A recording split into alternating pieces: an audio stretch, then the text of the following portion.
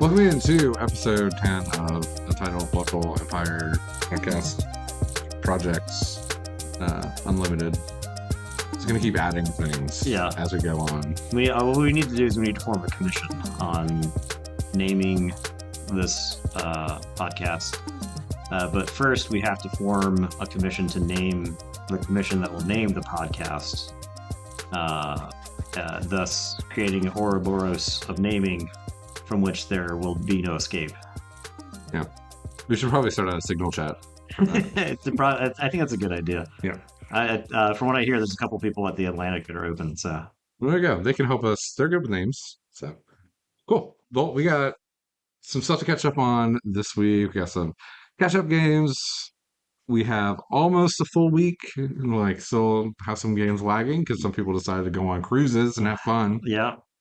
And then we got a deep dive today on kickoffs. Right. Kickoff setup, kind of like a combination of kickoff. Honestly, I was thinking about it. I was like, makes more sense at the beginning of the league to talk about kickoffs. But here we are, late in the league. I think this is better now than never. Exactly. Perfect timing. At least as perfect as we can get it at this point, looking back. We got, our in memoriam section to go over a couple players dying this week. And then we got a whole new week, especially now as the playoffs are starting to tighten up. Yeah. These games are getting a lot more important. Right. There's a lot of players who essentially have entered the playoffs without it actually the playoff structure taking shape right now. A lot of players are in a place where any game that they lose at this point means they are out of the playoffs. So they really got to focus on trying to turn it around here in the back part of the season so that they get to keep playing. Yep. Yeah. Well, let's start off with some of our catch-up games from week 8. We had the Rotten Peaches and the Gray Poxfangs. First game for Joel was a 1-1 tie. Not a bad way to start off in the league. Talking to John, it was like Joel needed to get used to playing Blood Bowl again. And John was kind enough to roll terribly in that game to really welcome Joel to the league. I personally watched a Jaguar warrior fail a dodge, fall over, trip, injure herself, and then miss the next game. So that's always a fun way to play Amazon, is where your players just randomly decide to explode. Mm-hmm. So 1-1 draw there is probably you're probably happy with that if you're Joel coming into the league. So yeah. Next we got Southern California Trojans and the Zero Luck Chucks. A 4-1 game, which according to our Discord recap, could have possibly been a tie that just turned into a blowout. Yeah, an unmitigated disaster for the Zero Luck Chucks. Yeah. Highlights of that game was a one-turn touchdown, one-turn 8. Yeah, from the Alvin Union. That's a lot of pushes, right? With an 8-speed catcher, presuming it's the catcher, you might be able to do it with the blitzer because the sidestep makes it a little bit easier. You do have to have like a whole bunch of people on your team because you have to be able to move your own players into positions to create chain pushes. I had a similar situation where one of my opponents at Chaos Cup was playing Norse, and Norse has like a little bit of frenzy that can help you with a one-turn touchdown. And but yeah, he had so much of his team that he was able to do like a lot of like body blocking and putting stuff in a way where he got some chain pushes and pushed a Valkyrie like 5 times. And then eventually failed to roll and didn't make it. But Elves is a little bit easier, right? Because you got 2 agility, you got some sidestep, so you can do a chain push into a sidestep piece that gives you a little bit of extra movement. So yeah, that's pretty neat to see. I think that may be the first time this season for a non-stunty player getting thrown for a one-turn touchdown. So Yep. Still waiting on one game that will be wrapping up sometime this week. Hopefully, the Bloodman Gang and Dodge this. Nate enjoying his vacation. he's returned to the land. Yes, and hopefully his players do not uh, return I prone mean, to the land. right. Yeah, exactly. Need to shake off the sea legs. But now we got a week 9 recap. Uh, WS Hand Division, Halfling Justice, and the Grey Poxfangs. Second game back for Joel was a 1-0 loss to the Halflings. Yeah, apparently Joel's aura of relatively bad luck extended into this game. Um, if there is one skill that you can have as a Blood Bowl player, making your opponents roll terrible is a great skill to have. And so the halflings, the report here is that the halflings really trashed the Skaven team, but then they failed some really important rolls to actually score in the first half. And so they had to kick the ball back. I believe Griff snaked a dodge somewhere in there. Actually, no, Griff double skulled on a blitz. Griff had the ball with blitzing someone, double skulled, failed the loner to re-roll it, and fell over, coughed up the ball, and didn't score in that half. Apparently, Griff double skulled in the second half as well, but the Skaven had taken too much damage from the first half to stop the Halflings from putting in the game winning touchdown. I also believe the Halfling Master Chef got all three rerolls, or all of the, maybe there were only two, but the Halfling Master Chef took all of the rerolls from the Skaven team. So being down players, not having rerolls, not really where you want to be to try to have a chance to win the game. Right. Yeah. Up next, we got the GG's of Electric City, Rotten Peaches. Rotten Peaches pulled a 2-1 win out here. Was 2-0 at one point for Amazons. So, recap we got there. Amazons went up. Were able to stall out the first half. Uh, were able to keep the humans from getting a one turn score. Chris not quite as lucky as Chase in that regard. And then looks like there was a untimely failed pass in the second half that kind of made everything go downhill for the human team. Yeah, it's Snake Eyes, right? Wrong time. Just absolutely opened this game up. From what I heard from John, the game was pretty close, and then that snaked pass kind of sunk the game for Chris. Now, I think Chris did a pretty good job of, even if you're down, you still play, get your SPP, do what you can, right? I mean, Chris's team's come a long way through the season, and I don't think his record really reflects how many skill points the team has. It has a lot of SPP, um, but yeah, John was able to hang on and win that game. Yeah, definitely a sleeper, like currently outside of the top 8 in the standings, but with a strong run through the last couple of games, could definitely jump up and be like right there in like, like a 5 or 6 seed in the Yeah, I playoffs. have to go back and look at who he's played so far, but I was looking at some of the Buchholz scores to kind of tie it back into what we talked about last week.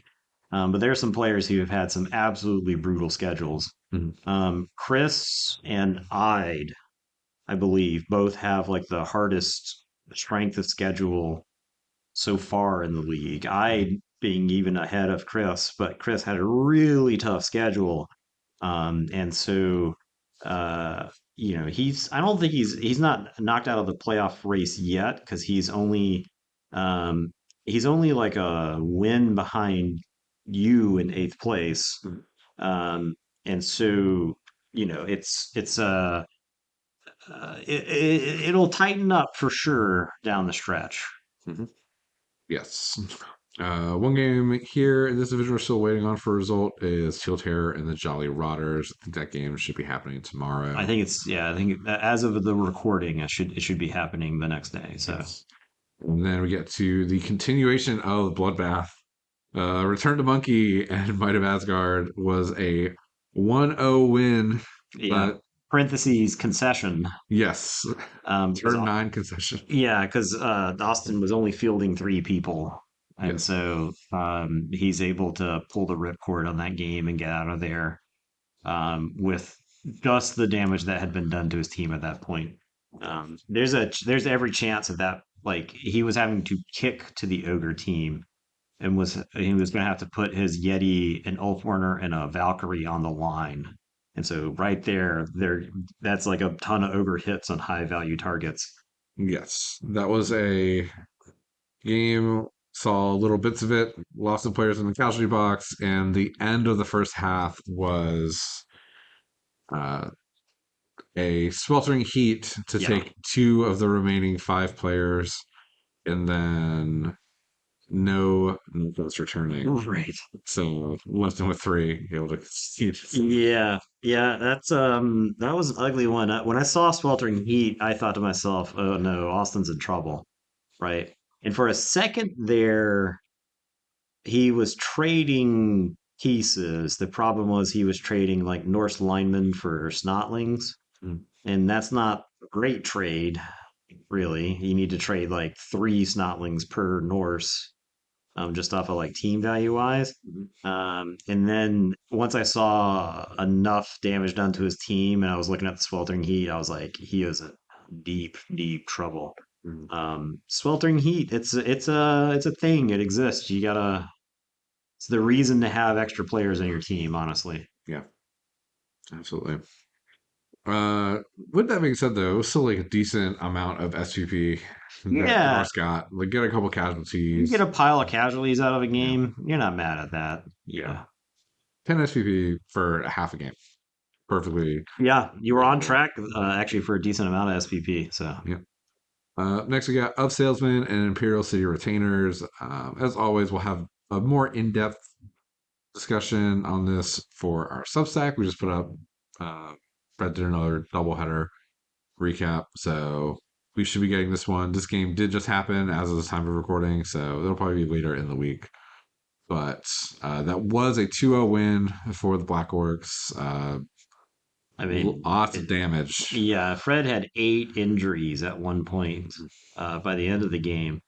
And I think he was having to take Journeyman into the game. And so that right there, you don't have much of a team left by the end of the game. Yeah. So I think he was down to Rat Ogre, and this is the type of game where you really feel it.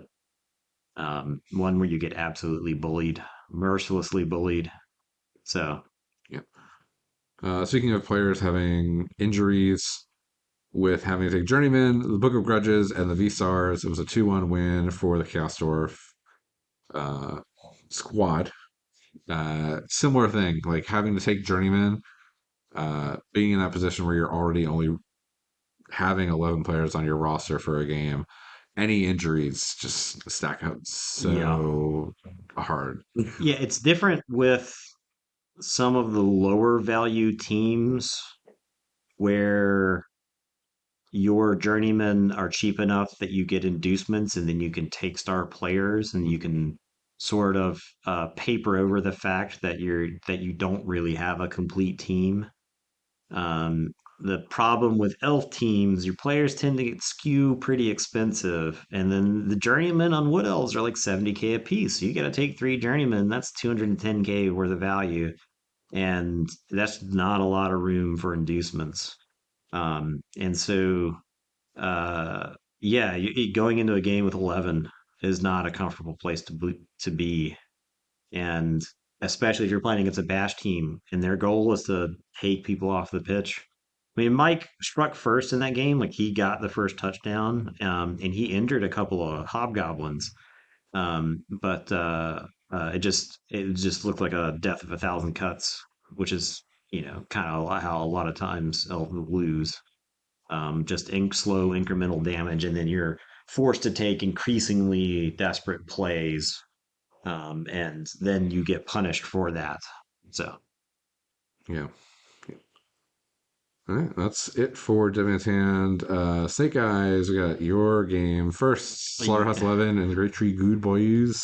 yeah, I won that game 4-0.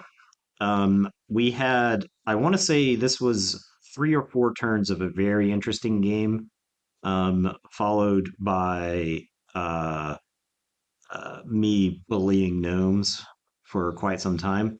The game opened up with I got the option, and so I chose to receive. He had, if you remember last time I talked about inducements, I didn't want to see Cindy or a wizard.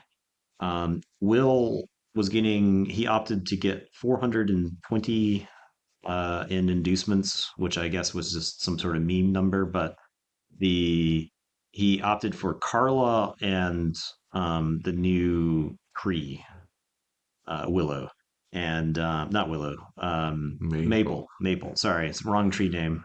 Elm. I mean, Ash. I mean, Maple.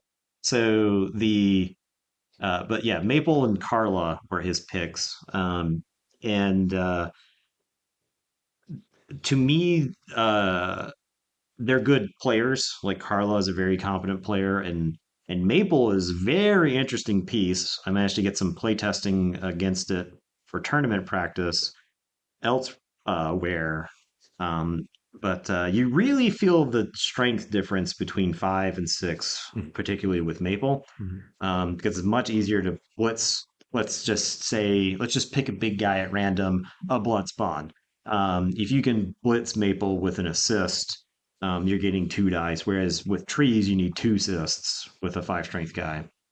And he started the game with a blitz, and after all was said and done, Carla had the ball before I activated a model.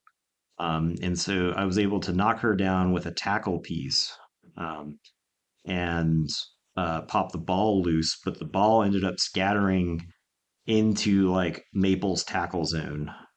And so I wasn't able really to go for the ball on the next turn. I just like put some pieces around. And his trees were pretty scary early on because they were all just kind of clustered together. And I really don't want the blood spawn just kind of hanging out there. Um, and so um, uh, on turn 2, Carla dodges and picks up the ball. And so she's back to having the ball. And so I blitz her again, and get a lucky casualty, which was great. Now I was more than likely going to knock her over because I had set up like this absurd. It was at least 5 blocks of frenzy, and I just hit her on the first one and knocked her over. Um, and so that turned into a lucky casualty. On turn 3, I blitz Maple and with the blood spawn and get a casualty of Maple. So all of his inducements are out of the game. And then I think on turn 3 or 4, the blood spawn blitzes a tree and takes it off the table and KOs it. And so at that point, the slaughter is on. Gnomes are running for their lives. Every time I touched a gnome, it exploded. I had like pretty hot dice Mhm. for that game. Um, this was actually one of the first games I had not rolled multiple double skulls in. It felt very powerful. Not rolling double skulls is overpowered in Blood Bowl, I'd say. And so yeah, we had like I said, we had a really interesting first couple of turns of the game, and then my dice were thermonuclear during that time frame. Took star players off the pitch, and then from there, it was just pushing little dudes around on the table. So Mm. Yeah. Yes. Nathan, the stunty slayer. that's true. All of the casualties that I failed to roll against like skinks or goblins. The Blackwork goblins, the Mm. goblin bruisers. I started rolling against gnomes and regular goblins. So Yes. Yeah. All right. Dodge this into Sleep Stacks. Still waiting for that game. Um, and then we got the Blood Moon Gang and ROUS. I know we had made. I set a line for this one for SPP for one at 34.5. you Um, would have been way under projection. yeah. There weren't actually as many casualties in that game as I expected, Yeah. but the Skaven were dunking the ball over and over and over again into the end zone. Yeah. So Yeah. It seemed like the Tale of Two Halves almost. It was like the first half, first Skaven was like really heavy on casualties, and then the second half was just like more touchdowns yeah, getting thrown in. yeah. At that point, right? There's just fewer goblins and Yeah, you can just run gutter runners wherever you want at that point. Yes. Yeah. So that was a 4-0 win, I You believe. four If I one. Yeah, 4-1. yeah. All right. Up next, we have the Play of Gods and the Electric City Maulers. Very difficult to tell exactly what happened in this game or when it happened, due to some foreplay mismanagement. Yeah.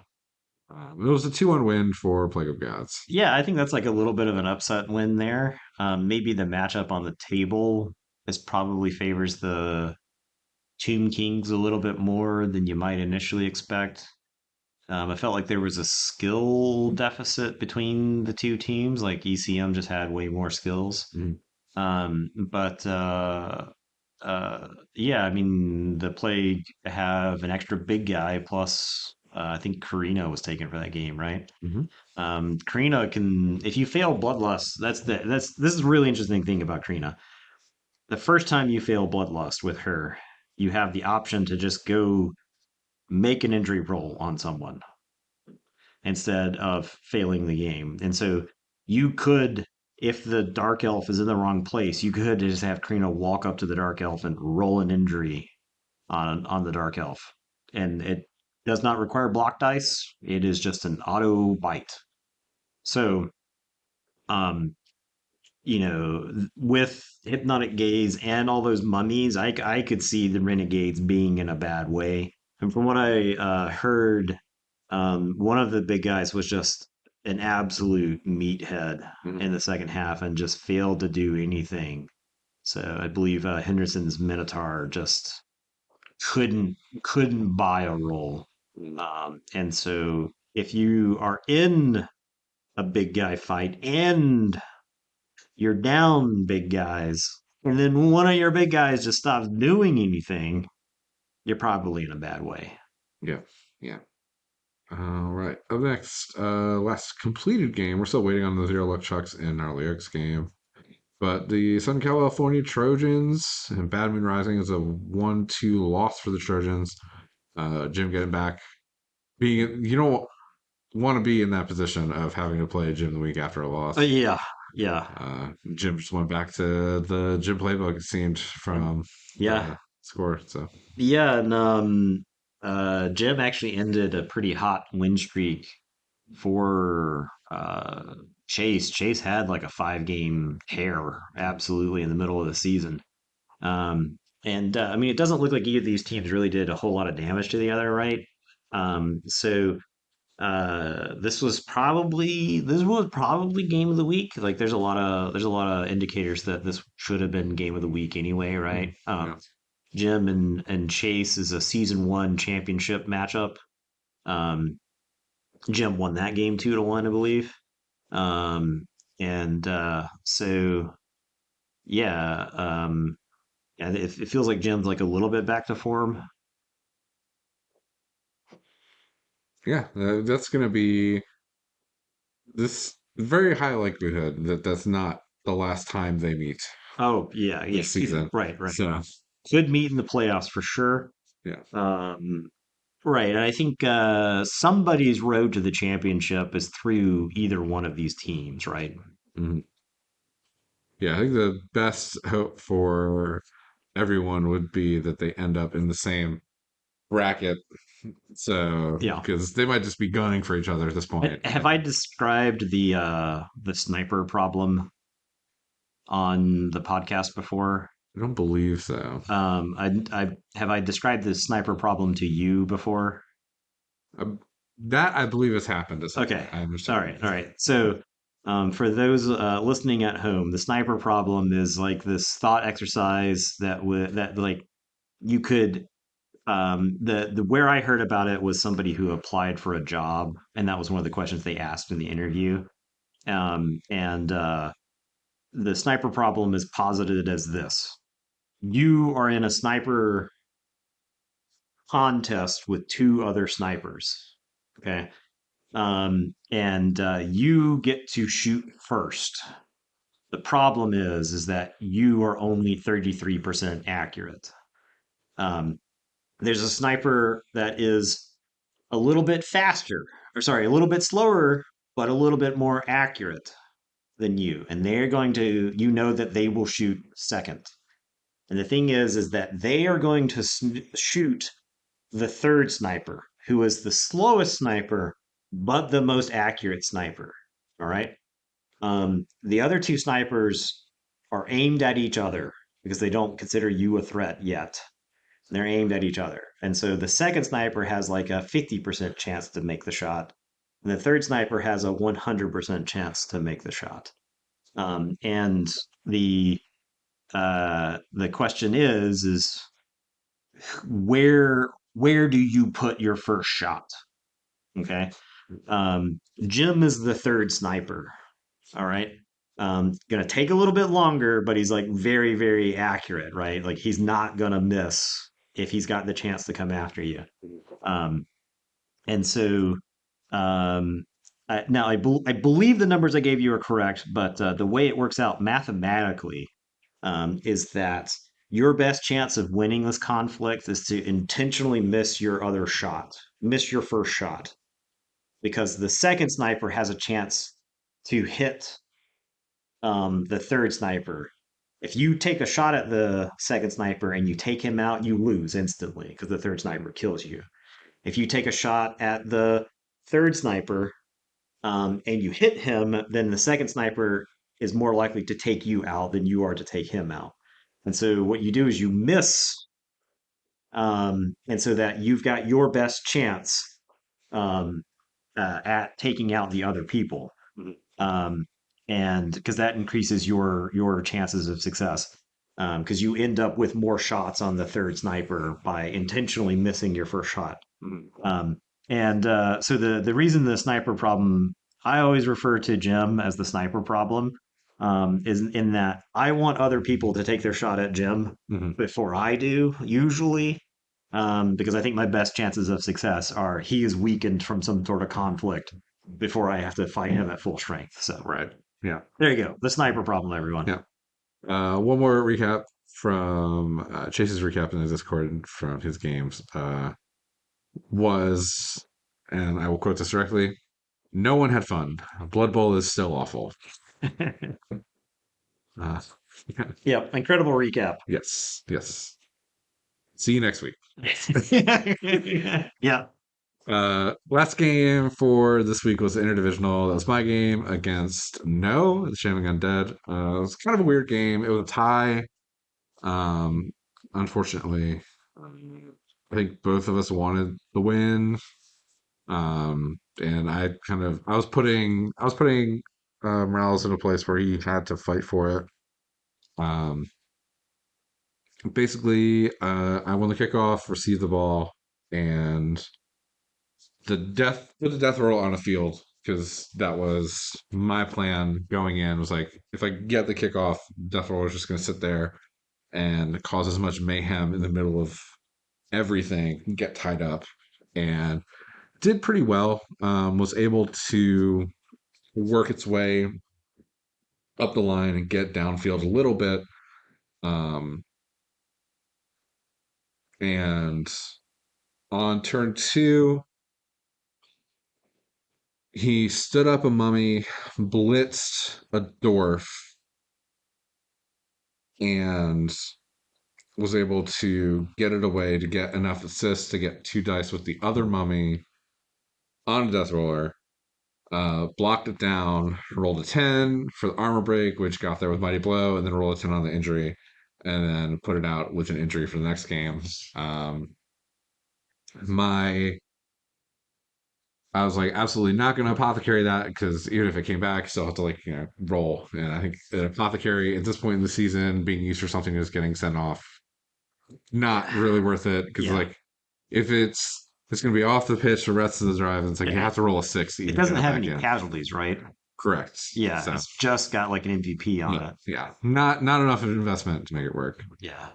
Fortunately for me, he sold so hard to get to the death roller that the rest of his team was out of position, and I was able to swing the ball back around to a side where there really wasn't anything. I killed a white, um, and just like rolled. It was like 12, 10 dead, no regenerate. So that kind of opened things up, and a lot of rerolls got burnt really on. Both had first half, both of us rolled two double skulls. Yep. Um, and then he was out of rerolls. But so by the time I was advancing down the board, he was trying to like dodge out and like either failing a dodge or failing a push to get to me, and then like falling over and getting stunned. So it was just like able to kind of walk it in on turn 8. Second half was not super eventful outside of Acorn was able to run down the side. I wasn't able to knock him over with my Troll Slayer that had tackle and Mighty Blow. I like, 3 dice and yeah, like got him over to the sideline, couldn't knock him down, couldn't like afford to use a reroll on it. And then Acorn, I think I like knocked him down. I might have like gotten to knock him down, didn't break armor, and then he like jumped up, hit, made the Dauntless, but I still had an assist, so it was 2 dice uphill, knocked it down, casualty, it rolled dead. So that was the that's an apothecary. apothecary. Yeah. And then turned it into a miss next game. But I was able to return the favor and take Acorn out immediately after that. But basically, that cleared up one side of the board where I couldn't. The player that ended up casualty Acorn had to like run in and give an assist, and a bunch of it's like not much eventful things happened from there for me. Like didn't get a lot of good knockdowns, so he was able to push out and then dodge away with the ghoul and get to a position where I couldn't stop him from stalling like an extra turn to maybe set up for like a kind of Hail Mary 2 or 3 turn score with dwarves. Um, so yeah, that ended up in a draw. Yeah. Yeah. But yeah, took a couple players out for the next game, which will be interesting. You're right. Right. We'll get more into that in a second, I guess. Yeah, yeah, yeah. But let's do our quick in memoriam. Yep. For this week, we have Shrin Dusktaker, lineman for the Great Pox Fangs. He Um, got killed by an Amazon that's like highly decorated at this point. mm, So it's an absolutely deadly Amazon line woman. yeah. Oh, is that Pro? Yeah, I think The so. A Yeah. Prope? Yes. Unfortunately, she lost one of her sisters, Hallie Thalit, the lime woman for the Rotten Peaches, failed to dodge and died. It straight up died. Yep. Just sometimes that happens. Lights out. Yep. Just goodbye. Yep. We had another death for the Imperial City Retainers. Rich Lyman, murdered by Black Orcs, I Yep. believe. Yeah. I mean, really, Skaven lineman might be the most hazardous position in the league now. Yeah, that's the third one in the past 2 weeks. Yeah. We had a journeyman lineman for the V Stars get killed. Uh, which we had another name to call you by, but you were just journeyman. Yep. Yes. We also lost Tisk Toe Stubber, Goblin lineman for the Blood Moon Gang. Yeah. Completely obliterated by a rat ogre. Yes. And finally, I just mentioned it, but Sim Gognok, the White Blitzer for now. Yeah. Uh, And that guy had guard. It was yes. it's kind of that's probably the biggest loss. The Wrestle line woman for Amazon is pretty good, but guard white is just a brutal at this late in the season. Yeah, looking going into the game, that was like I was worried about having a way to deal with the mummies, which like the death roller is gonna be the answer for that, and then those figuring out how to like work around the guard, working around 2 guard was kind of an issue. But after that, like working around 1 guard is like usually you can just hit the guard, like Yeah. that 1 guard piece. But if both of them are together, it makes it kind of a pain. Yeah. So I found the best solution for that was to kill. Right. The only thing that could stop a malevolent undead entity uh, with ancient curse power is a good dwarf with a steamroller. Yes. All right, that's a wrap on our week 9 recap. So now we can get into our deep dive, talking about some kickoffs. Yeah. So I think a lot of drives are just straight up doomed to failure before you even start rolling dice. Mm. I think one of the skills you have to develop as a Blood Bowl player is really reading the kickoff landscape and how to like set up your defense. And I don't think there's like a magic cure-all setup for every single team. I spent a lot of time thinking about how I'm gonna engineer my defense against the teams I'm playing against. Against fast teams, you don't necessarily want them to like create a screen on the side, so you kind of have to like play to the margins a little bit more. But if your opponent's got like frenzy, then you can't really just like put people on the flanks all the way. Um, so I think there's a couple of axioms to remember about kickoff setups. Um, Defense is often punished for an asymmetrical defense, right? And offense is often rewarded for an asymmetrical setup. But you can be like the kick skill and some other things can go wrong, and so you can get punished for setting up without those kickoff results in mind. And while I don't necessarily want to go through everything on the kickoff table, it's worth pointing out a couple of like small little tidbits that change the way the game plays. And I think some players just don't put any thought into those results. So yeah, I think the first thing that has to be mentioned is get the ref for sure. There's a lot of teams that suddenly benefit from having a bribe in the middle of the game.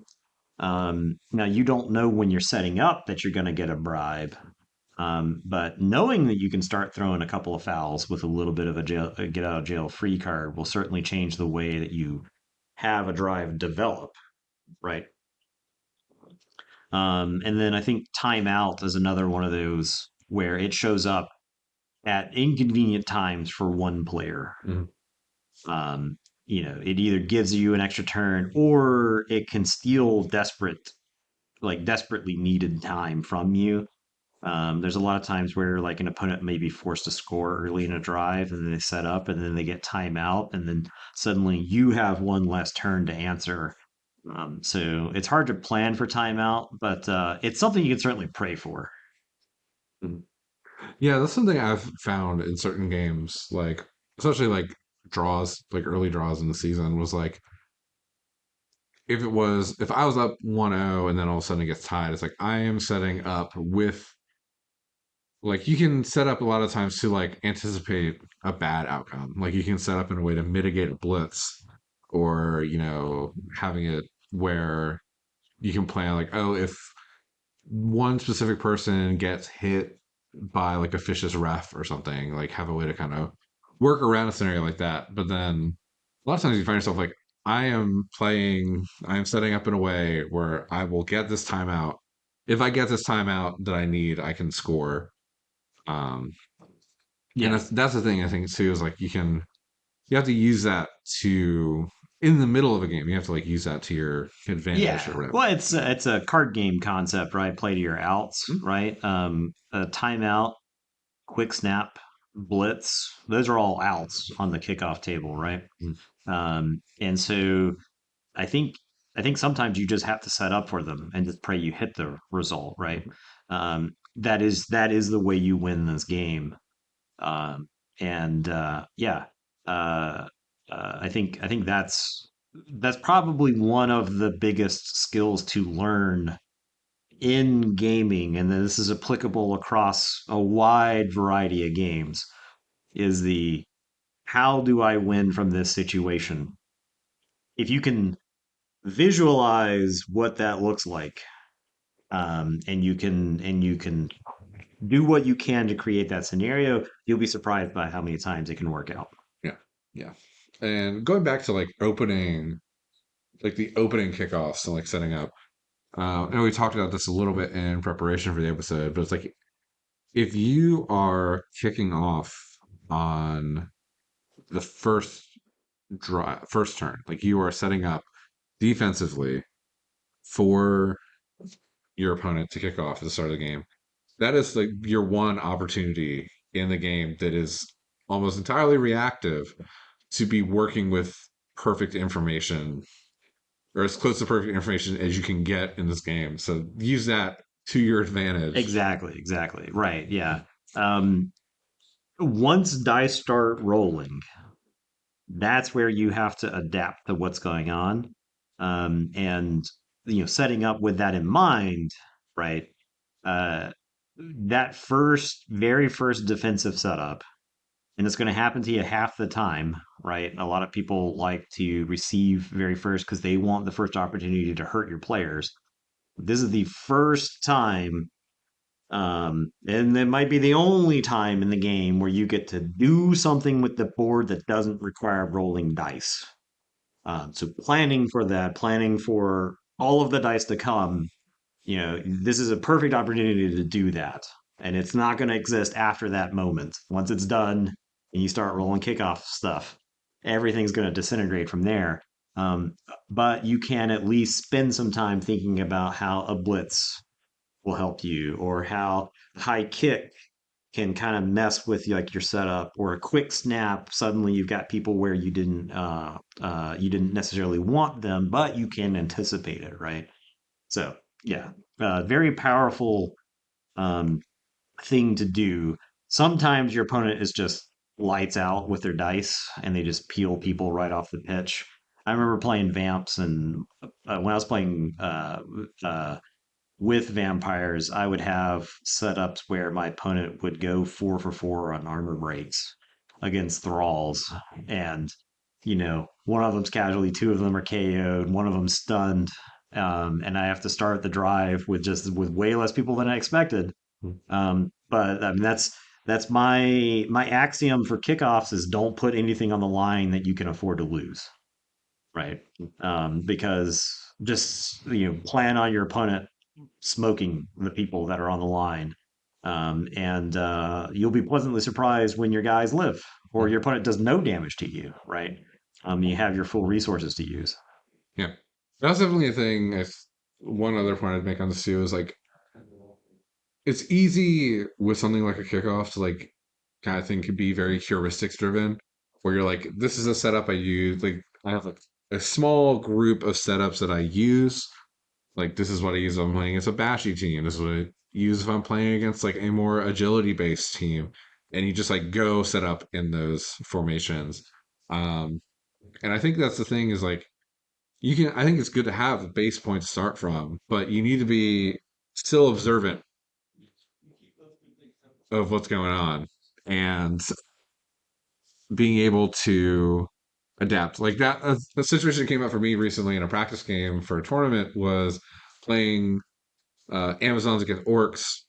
Um, I was setting up offensively, and the Orcs set up online, and they had put all their players together, and I just like instinctively three Amazons kind of like spread out a little bit, but still marking, and ended up over the course of the turn, like dodging away. And after the drive, the person I was playing is like you could just set up like on the line, but not marking anybody with those two Correct. players, which is something I didn't really like think about Yeah. until looking. I was like, okay, now I recognize that. So being able to just be observant is like the Yeah. thing. It's a Yeah. game all about observation and like making sure you're adjusting. Yeah, and you can so the reason to mark players on the line from your opponent, right? If you don't and they roll blitz, those players get to run right back into your backfield, right? And perfect defense, if they're not marked, you can move them wherever you want, right? So strategically, you need to mark them, but strategically, you need to mark them with as few people as possible, right? Yeah. If it's like orc space orc, you can mark them with two people, or you can mark two of the orcs with one person, and then throw a hit on the third orc and knock them over, and that's a little bit safer than having to make the dodge, right? I think frenzy traps on the setup. I mean, I've played against a lot of people who are trying to set up frenzy traps against me because I'm corn. It's just something I've had to deal with this season. Some people have done it better than others, and I've gotten myself into trouble based off of defensive setups, right? The whole reason I got hit with so many bombs in that one game was because I sold out on the line. I failed to anticipate the blood spawn just unchanneled furying right at the start. And so, that's one of those things where like my setup got me in trouble in that game. And I was thinking to myself, maybe I shouldn't set up like this, right? Maybe I want the blood spawn to go hit a black orc somewhere else on the pitch. Um, but no, I mean, I set up in a way and I got absolutely punished for it, right? Mhm. And so, like by all rights, I probably should have lost that game based off of like how crazy Bomber was. Mhm. And I really could have not played into it. I could Yeah. have done a lot um, by just changing the way I set up. Mhm. So Yeah. I think that's most of what I had as far as this like deep dive. Any kind of yeah, final thoughts you I got? wanted to touch on the step two of the kickoff real fast, right? Because there's Mm. actually a lot of effects that fire off during that time frame. This is where swarming for snotlings occurs. This is where the wah drummer. We failed to mention wah drummer when we talked about inducements a couple weeks back, but wah drummer is a really powerful inducement for 50k. And on the ball as a skill fires off at the same time. And so this is before the kickoff result resolves, but you do get to see where the ball is headed, and so you can make some decisions strategically based off of that setup as well. Step two is where a lot of strategic decisions can be made. This is when you get hit with the Halfling Master Chef.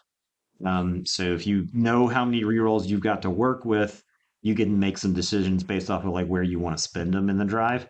And so yeah, there's a lot of like information that you gain right there that you need to keep in mind as you play.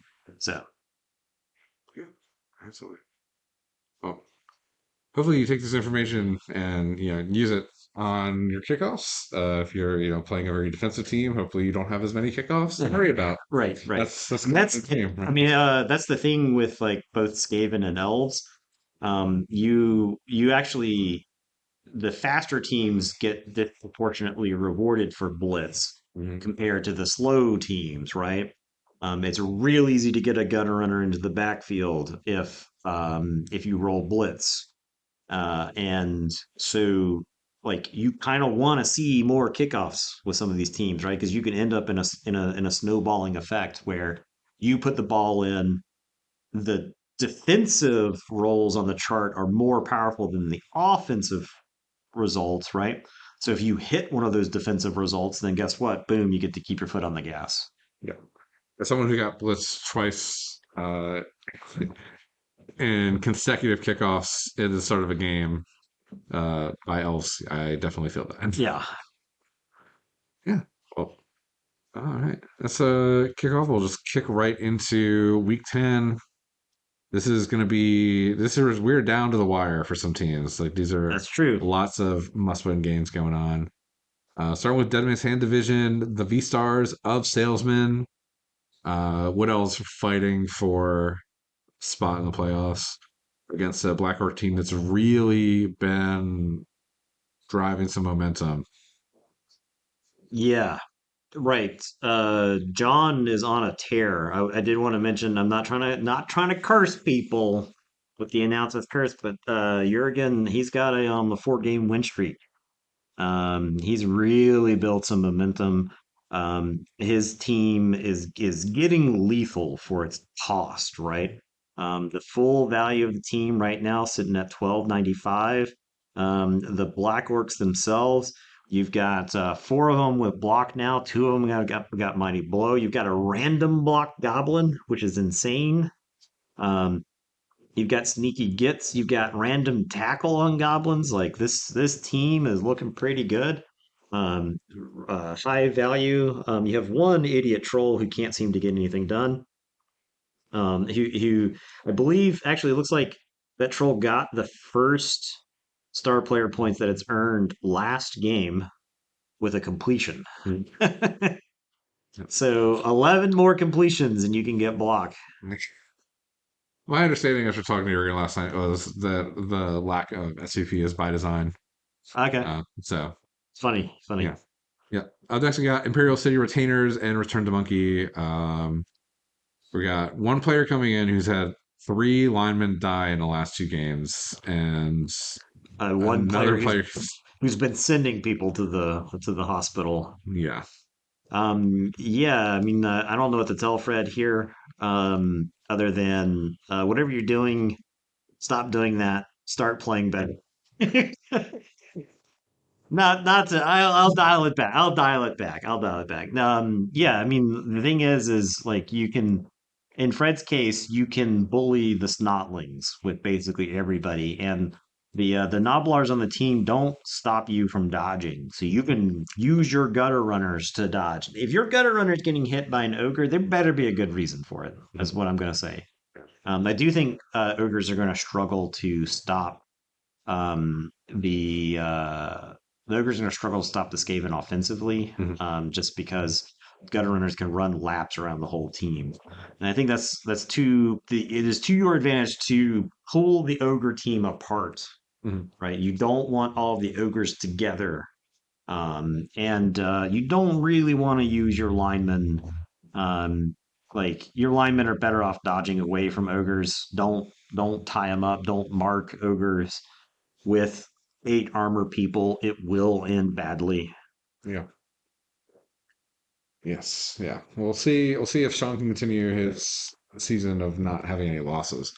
So, He's knocking on the door. yep. He's real close. Yes. All right. Up next, we got Might of Asgard and Teal Terror. Austin right now is in that eighth spot uh, in the division, so he's kind of gatekeeping the people below him. Yeah, This yeah. I is, mean, this is basically a playoff game, right? yeah. Like if Barbie wants a chance to make the playoffs, I think she has to win all of her games, Mhm. including some of the waiting ones. And I think Austin is not in a dissimilar position. There are a lot of hungry people directly under Austin in the standings, Yeah. and so he's going to need to shoo other people away from him, Mhm. right? So Yes. But next, we got the Jolly Rotters and the Rotten Peaches. Clay's got a game pending right now with against with Barbie, with yep, Barbie. But after that, his schedule is the hardest by far of the remaining correct, schedules. He is playing the top four in a division. yeah. He's going to go back to back to back to back. Yeah, yeah. You like this is not an enviable position for Clay. And I don't maybe he's looked at the schedule, maybe he hasn't, I don't know. But yeah, in his position, um like you may not get a win Yeah. from these 4 people, right? You might be happy with a draw in a couple of these games. So you're gonna have to battle your way through. Now, on the flip side, let's say he wins 3 of these 4, Mhm. right? He is then a very serious competitor, right? Because he has fought the hardest people in his division, Mhm. and then came away with a winning record. Yeah. And so I think that is definitely something that's worth mentioning is that like he could very well come out the other side of this way, way, way ahead in the division. So Yeah.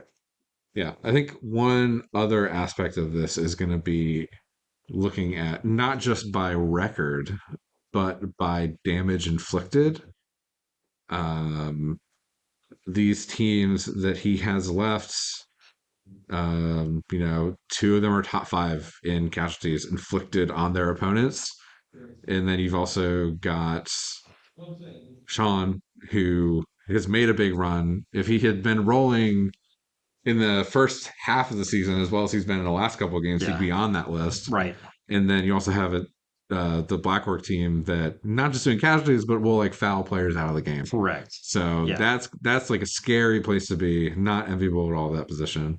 Yeah, and this is the time of season where losing a ghoul abs is just ruinous, right? A rookie ghoul is a serviceable player, but you spend a lot of time investing in these stupid non-regenerating players. And I mean that's what happened to me with Necromantic last season. I think I had a block tackle ghoul get killed on game 16 or game 12 of the season, last game of the season, the ghoul dies, and so I have to go into the playoffs with a rookie ghoul into a Chaos Dwarf team that still had tackle at the time. So Yeah. you got to keep your ghoul safe during that stretch. Yes. They're coming for those ghouls. They're Yep. gonna hit them. Yep. Up next, we got Grey Pox Fangs, GG's of Electric City. This game is It's a two must. people that are out. That's Yeah, yeah, that's a potential must knockout game. win. Must win for Chris for sure. Um, if he and I think he's got a shot at making the playoffs. But this is a must win for him. Yeah. There's a chance, like you mentioned earlier, he's got a lot of skills in the team. Like that roster's really developed. There's a chance, like this is kind of what he's been waiting for, is that last second push to Yeah. get through. I think Chris's schedule lightens up from here. Mhm. So he could end up winning out. Yeah. Up next, my matchup this week versus Brimstone's Halfling Justice. So I'm missing a Death Roller. I'm missing my Troll Slayer, which is actually to me more important than a Death Roller, just because it's a frenzy, mighty blow, tackle Yeah, piece that really would have liked to have. halflings to feast on. Yeah, like Death Roller even still is a piece I would have rather had on the team, just put on high up trees. Like there's a scenario, um, where it's like if I have that piece receiving the ball, there's a chance I could get a blitz off on turn one, two die a tree, and even if I don't knock it down, I'm pushing it out of position. And then like, Just there's jamming dwarves into halfling tackle zones from there. yeah, So and there's a chance, like like if a tree gets rooted on the line, like I'm probably had to leave a dwarf there, like I'm not necessarily dodging out. If I've like there's a chance even if it roots, it's still getting a hit off. If I push it off the line and then it roots, then it's just completely out of commission for the entire half. yeah, So I mean that's that always something I would have liked to have. strategically, it's better to have a tree on the ground than not, right? I Yeah. mean, that's it may go without saying, but you would rather have something that has a chance of putting the tree on the ground, right? I think that's the thing about the way that halfling and gnome trees work is that it takes a disproportionate amount of effort to knock them over and do anything to them. But once you get them to the point where they have to start rolling dice to do anything with the tree, then you're in a really good position, right? Yeah. I love the tree. I love the design of the way the tree man is in Blood Bowl. I think it's a nearly perfect piece as far as like min maxing a bunch of different stats for it. But it is a piece that you can play around. So uh, in your position, I'd much rather have the death roller, even if it means a little bit of extra inducement money. The thing is like anything he could take, you could knock over and foul with the death roller, Yeah. right? Yeah. So Yeah. that's the thing about like any of the really damaging pieces in the game is that they are a threat to everything. Mhm. Yeah. All right. Next up, Steakhouse Division. We got the Sleep Stacks and Plague of Gods. This game's probably gonna be a while just because Yeah, Jeremy's got a catch up game. But this yeah, is a big agility mismatch. yeah. I think I mean this is like a really funny game from just strength, armor, but no agility, just Mhm. anywhere, right? Like Yeah. the skinks look incredibly competent compared to most of the people on the pitch in this game. So Yeah. Yes. and it's basically a playoff game for both of these people. If they want a shot at the playoffs, they really need to win this game. Yeah. Absolutely. But next we got Badman Rising, Slaughterhouse 11. What's your take on your game? All right, so I mean, I went on that whole sniper problem thing, right? Well, it's my time to take a shot at Jim. So fortunately, other people in the division have like beat up his team. His team is not nearly as scary as it could have been, and as it appeared to have be before Game Two of the season, right? Mhm. And so obviously his positionals on the team are threatening. And I am going to target ghouls and I'm going to target werewolves, Mhm. right?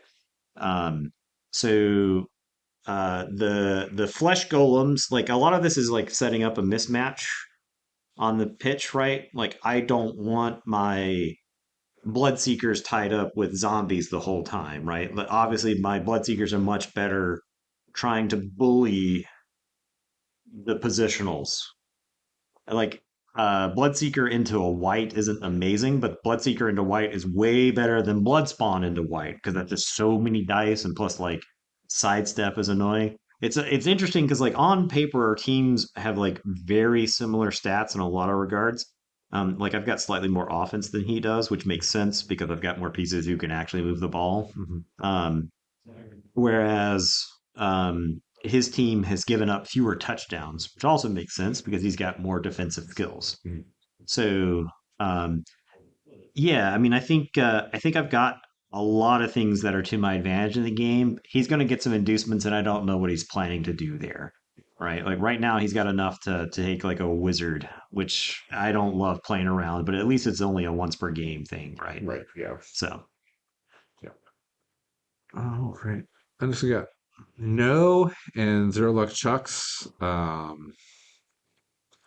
The Shannon Dead losing that guard white, I think, that's going to hurt regardless. yeah, But he had enough money to buy a replacement. yeah, and So, rookie whites are not bad players at all by yeah, any stretch of the imagination. And I mean, how much is like Coop getting inducements for that game? I believe he is. Coop is getting 225, which is quite a bit. It's quite a lot of inducements. He's been taking Glorial, right? Um, I have seen Gorilla yeah. pending, and yeah. So, yeah, I mean, I don't know what Coop is planning for 225 in inducements. Probably some sort of star player. It's not enough for Eldril. Mhm. Eldril's really good. Yeah. Yeah. Okay, well, let's see how that goes. Next up, we got Tree on Tree Violence, Great Tree, Good Bayous, and Gnarly Oaks. Uh, I mean, gnomes are winning 2-1 in the treatment race, Yeah, uh, but I feel like this old world team, just the way it's set up, is scary for the gnomes, just in terms of very efficient at a lower team value. So you're not getting the same amount of inducements you would against like your corn team or some of the other like yeah. developed teams in the league. Yeah, Sean is down a catcher in that game, and so that's at least some portion of his offense. It also looks like he was trying to get a stat up on that catcher because he's like 15 out of 20 SPP. And I do think movement 9 catchers are extremely, extremely good because you can also just like sidestep them, and then you're basically almost in one turn territory right there. Yeah, I mean the old world's just such an efficient team as far as like TV goes, right? That's why they're one of the few tournament lists that can really afford to take Griff. And he's just really good on that team. Instead of using stunty players to screen for him, using generic human linemen, it's incredible the survival difference between human linemen and um, stunty players, right? Like in our in memoriam section, filled with Skaven, filled with stunty players. Hmm. Human linemen, there's like 3 teams in the league that are using human linemen. Yeah, They don't show up every week in the in memoriam. yeah, So, yep. Even more hardy than Norse.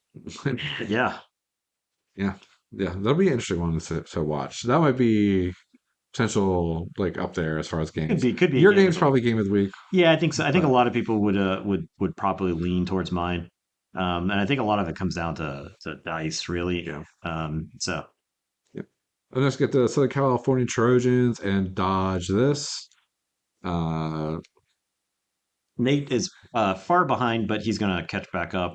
yeah, So it's like impossible to predict what Nate's team is going to look like before this game. So it's kind of hard to even suggest what it'll look like. yeah, yeah. A lot can change. There's a chance he could just like get some like high SPP games and come in with a scary roster. Chase's roster is really well developed, Hmm. and I know we talked about that early in the season. That trend has continued. But Yeah, I yeah, mean, there's a chance that this Blackrock team could look completely different than it does yeah, with so many games out. yeah. I mean, if it starts looking like Jurgen's team, then that's a different story. Totally. Last game in the division, we got RUS and the Electric City Maulers. This Skaven team has become very scary very quickly. Yeah, everybody in the league was doing a good job of bullying Juan early on. And some of the other people in my division, not naming any names, but some of the other people in the division didn't do as good a job bullying Juan as I did. So, Yeah, that's that's going to be the thing to watch. Is that's going to continue? See if the big guys have kind of woken up. If they get a good talking to after their performance against the Tomb Kings. yeah. And this actually has direct playoff implications. Hmm. If Juan wins this game, he actually leapfrogs Henderson. They will have the same points, and then Juan will have the head to head. Hmm. And so if Juan pulls out the win here, then Henderson basically has to chase him for the rest of the season. And so, and Juan goes from like, am I going to make the playoffs or not, to I'm in the playoffs and I'm somebody's problem in the other division. Hmm. Yeah, definitely. Like looking back, just 3 weeks ago, Juan was on the outside looking in.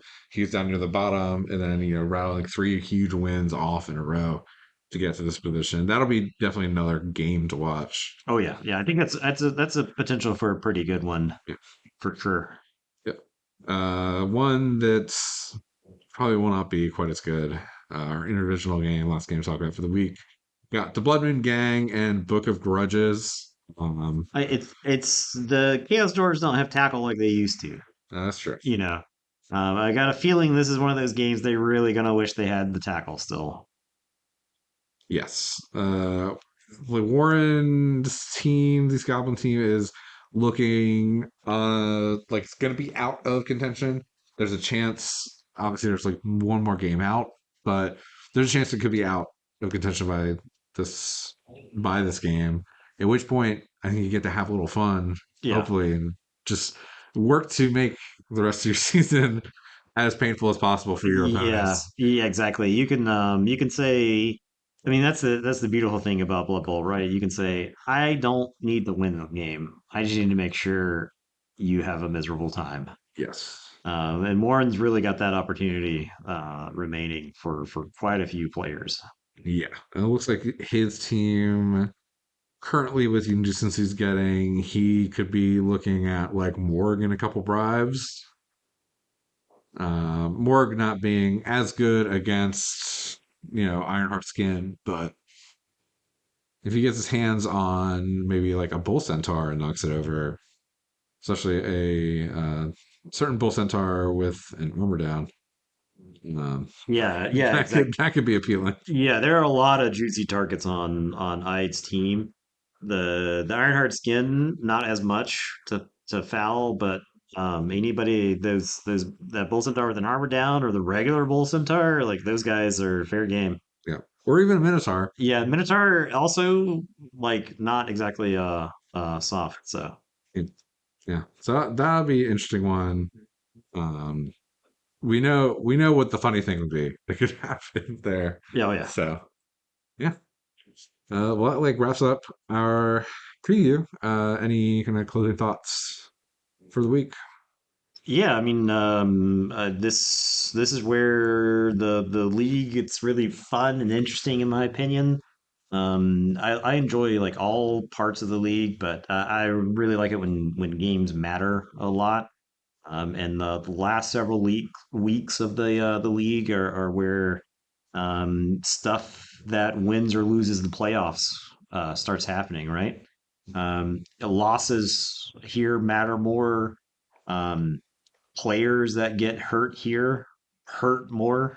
You've got less time to try to develop a replacement. Yeah, I mean, I love this part of the league right here. This is the most fun to me, I think.